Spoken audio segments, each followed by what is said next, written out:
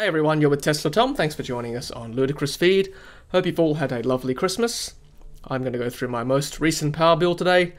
Just quickly again about myself. I live in Sydney, Australia. I live with 3 other people, my wife and 2 children. I've got a 3 kilowatt solar array and a Tesla PowerWall2, which has a 13.5 kilowatt hour capacity. This power bill covers the months in spring, and during spring I had the pool pump running between 4 to 6 hours per day, and heating was rarely used, particularly towards the end of spring. As you can see, the temperatures over the last 4 months between August and November, as you'd expect in Sydney in Australia, the weather is getting warmer. As I keep saying in my videos, we're fairly blessed here in Sydney. We get between 7 to 8 hours of sunshine per day, despite what season we're in, which is really good for solar production. Here is my energy bill. This bill covers the period between the 17th of August and the 14th of November 2018, a period of 90 days, and compared with other homes in my area, I'm using less than 1 person per household worth of energy at 1,083 kilowatt hours from the grid. If you look at my average daily usage, it is 12.04 kilowatt hours per day. Same time last year, 33.60 kilowatt hours. I'll just say here that last year's bills were a bit of an anomaly as well. I've got a feeling that my power meter last year wasn't working because there was some problem with the PowerWall2 installation. It's working fine now, but I think I was using far less than that 33.6 kilowatt hour, as this bill suggests. So my bill is $317.24, taking into account discounts, and due on the 3rd of January. Let's have a look at the breakdown of usage. As you can see that during peak times it's quite expensive, 53.9 cents. Off peak slightly more reasonable at 14.95 cents. And I've tried to minimize the amount of grid used during peak hours. I've only used 13.8 kilowatt hours over 90 days, which is what I'm happy with. During the off-peak times, 674.641 kilowatt hours, so the bulk of usage occurs at off-peak times, which I'm very happy with, because that's when it's cheapest. Shoulder is sort of in between peak and off-peak. And controlled load too, for those of you who don't know, that's basically my hot water. I get a cheaper tariff because those are the hours that the hot water is allowed to be used. Supply charge 90 days at about $1 per day.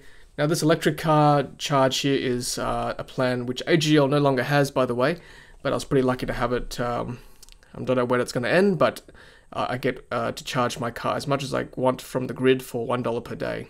So that adds about $90 usually per quarter to my bill.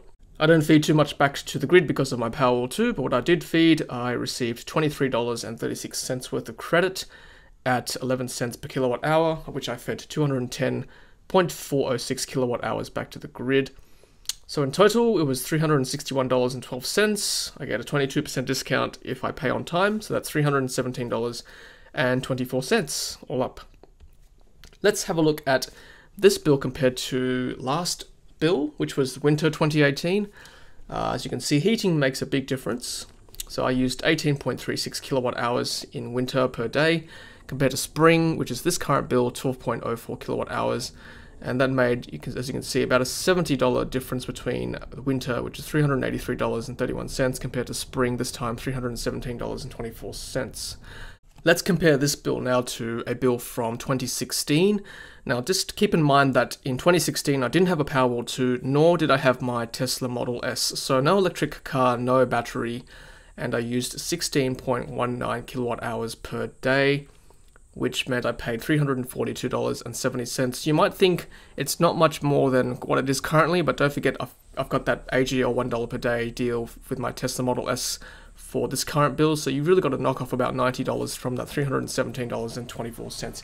Anyway, I'll get into that more when I compare all my power bills from this year to 2 years ago, and I'll tell you how much I've saved in that time, which I'll do right now. So let's have a look at that. Let's have a look at the comparison between my power bills from 2018 versus 2016. Now, those of you who follow me might have seen my video where I do a theoretical payback, where I install a 5 kilowatt solar system with a Tesla PowerWall2, and you might have noticed that the payback there was between 9 and 10 years, but that was a theoretical calculation. Now I've got actual real data, as you can see in this slide. Real data between 2016 and 2018. I've got all 4 quarterly power bills between the 2 years, and I will definitely reveal my results to you in the next video coming up. Alright guys, thanks for watching. I hope you enjoyed that. Please leave a comment, ask any questions you may have regarding my power bill or solar system or a PowerWall 2 or any other battery. I'll do my best to answer them. But like I said, this slide is very important. I'll reveal all my figures and my results from the comparison in my next video coming up. So stay tuned guys. As always, thanks for watching. Hopefully it's a lovely day wherever you are in this world. It certainly is here in Sydney. It's a lovely hot summer's day.